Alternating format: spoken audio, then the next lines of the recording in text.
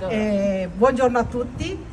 Sono particolarmente emozionata, sono Cara Deriz, la rappresentante del gruppo di Trieste. Avevamo fatto un bellissimo drappeggio che è caduto, però insomma si improvvisa. Quindi volevo spendere 2 parole per ringraziare questo meraviglioso gruppo territoriale che il prossimo anno compirà 2 anni dalla sua nascita, e ricordando un po' quali sono stati...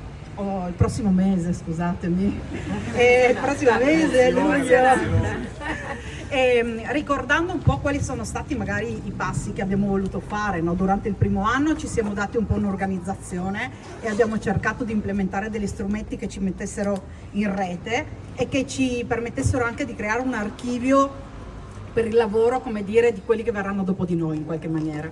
Quest'anno invece l'obiettivo, oltre, come dire, cercare di allargare la rete non soltanto al territorio ma anche alla regione, e per questo ringrazio i miei colleghi rappresentanti dei gruppi territoriali della regione, Marco Grilli, Michele Commentale, Ermanno Machitella. Ci manca però Alberto Giacomuzzi, che non vedo, che saluto, per, come dire, il lavoro che stiamo facendo tutti insieme nella regione Friuli Venezia Giulia. Quindi grazie di essere qui e grazie per il lavoro che stiamo facendo. Quest'anno l'obiettivo era cercare di creare un luogo di aggregazione, di contaminazione, di sviluppo di idee. Voi sapete che noi abbiamo delle procedure che usiamo, ad esempio per in qualche maniera cercare di sviluppare quello che può essere una proposta politica. Spendo ancora un'ultima parola solo per dire alle persone che in questi giorni hanno fatto così un po' di commenti sul web dicendo ma come no, riescono a permettersi questa sede. Ecco, volevo dare una risposta. La risposta è mettendo mano ai nostri portafogli, perché gli attivisti del gruppo di Trieste danno un contributo volontario, chi 5 euro, chi 10, chi riesce a dare di più, e grazie a questi sforzi, perché in questo periodo storico sono sforzi molto grandi, siamo riusciti a mettere in piedi quello che vuole essere un luogo per i triestini. Quindi grazie a tutti e lascio la parola al Presidente chiedendole il grande favore di aprirci le porte della nostra sede.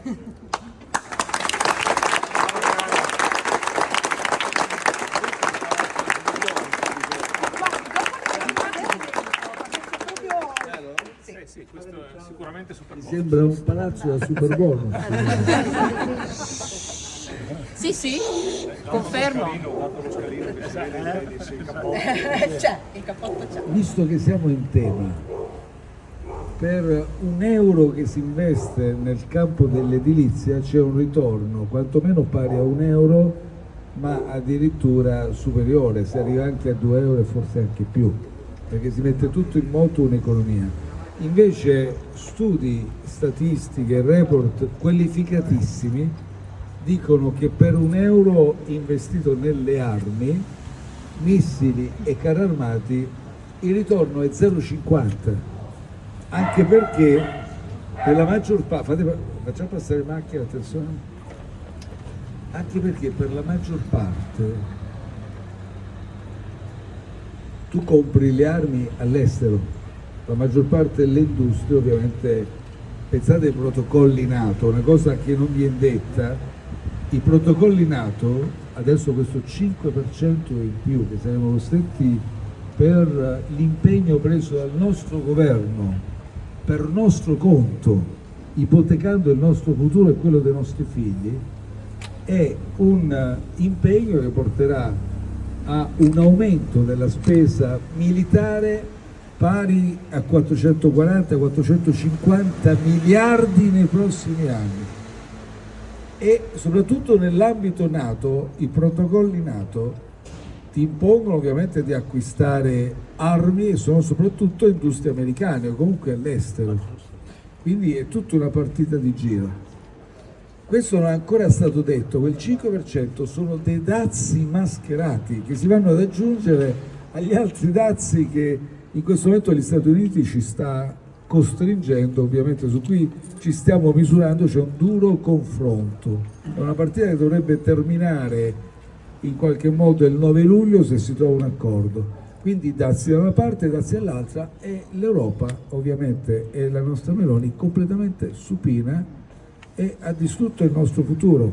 Sì. Perché stiamo parlando, ripeto, di 450 miliardi di spesa aggiuntiva che ci costringerà per forza, altro che a tagliare assolutamente la spesa sanitaria, la spesa del nostro welfare, politiche del lavoro e ovviamente nuove tasse e nuovi tributi. Sarà Questo sempre per colpa del dire- super bonus però. Sarà sempre colpa del super bonus. sempre. Anche se gli ultimi c'è stato anche un report del Fondo Monetario Internazionale, l'ufficio parlamentare di bilancio, ricerche anche di economisti del tutto indipendenti hanno certificato invece noi abbiamo ridotto grazie al super bonus il nostro debito di 20 punti, pensate, di 20 punti, perché se fai crescere il PIL è l'unica soluzione, con grande ritorno diretto, indiretto e indotto. Però ormai viviamo in un paese in cui chi riesce ad avere influenza sul sistema mediatico fa passare di tutto. Fa passare di tutto anche la minaccia che la Russia ci sta invadendo, fa passare di tutto che l'unico modo per garantirci sicurezza è spendere soldi in armi, fa passare di tutto che stiamo vincendo le guerre quando pure le stai perdendo, oppure non fa passare quello che succede a Gaza. E oggi, per dire, un giornale israeliano, dove effettivamente quando dicono c'è democrazia, sì, dal punto di vista che c'è comunque la libertà di stampa assicurata, Haaretz, uno dei forse più autorevoli quotidiani israeliani, oggi pubblica la notizia per cui soldati dell'esercito dell'IDF, dell'esercito israeliano, hanno avuto l'ordine di sparare sulla folla che era disarmata in fila per cercare di ovviamente di avere qualche aiuto alimentare che non arriva. Ecco, questo è un po' il sistema, però questo giusto per portarvi un po' di aggiornamento rispetto ai temi che stiamo discutendo, ai temi più vivi. Io sono davvero contento che è la prima volta che il gruppo qui a Trieste mi diceva, Stefano Patonelli mi diceva che per la prima volta avete una sede. Sì. Abbiamo una sede. Abbiamo una sede. E questa è una cosa fantastica.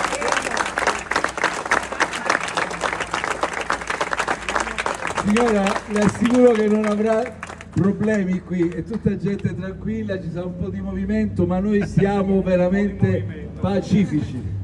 E vedrà che se vuole scendere qualche volta a partecipare a qualche iniziativa sarà molto bello da parte nostra, la invitiamo volentieri a confrontarsi, anche se lei la pensa diversamente. Questo vale per tutti, perché questa deve essere una sede aperta di confronto con tutta la comunità cittadina. Le nostre idee, le nostre proposte devono aprirsi al confronto anche con chi la pensa diversamente.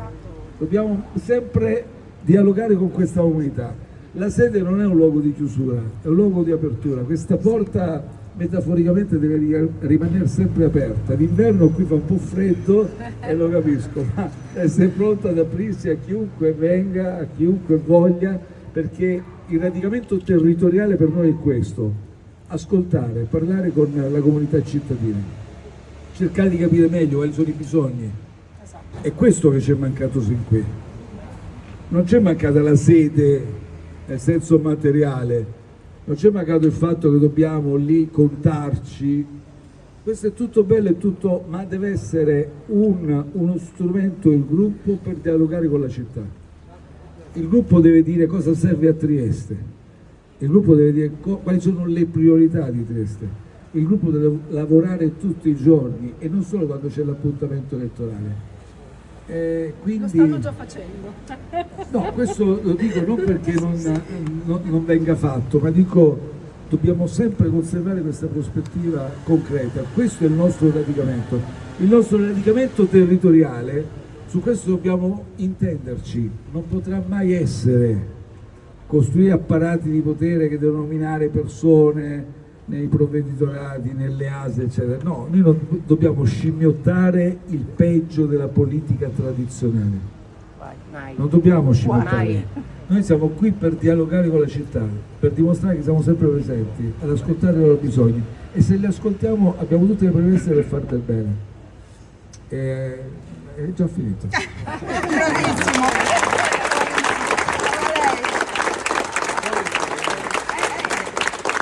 Facciamo al contrario? Sì, facciamo così e poi Allora, facciamo A onor di telecamera, dai. perfetto. Lascia Il microfono. Grazie. il... Insieme addirittura? Pronti? Vai. Sì, taglia.